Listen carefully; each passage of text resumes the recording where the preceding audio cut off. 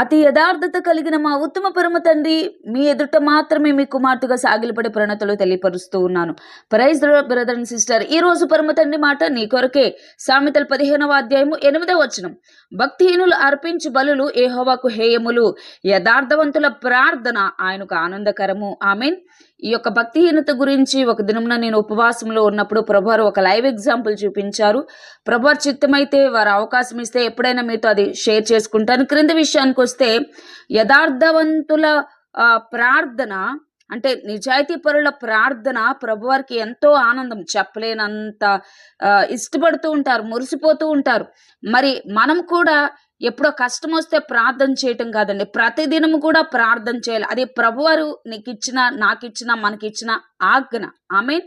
మరి అందుకని భక్తులు కూడా చూడండి, వారు ప్రతిదినము చేసేవారు, ముమ్మారు చేసేవారంట, అలా తరచూ చేశారు కాబట్టి ఈరోజు వారు అలా నిలిచిపోయారు.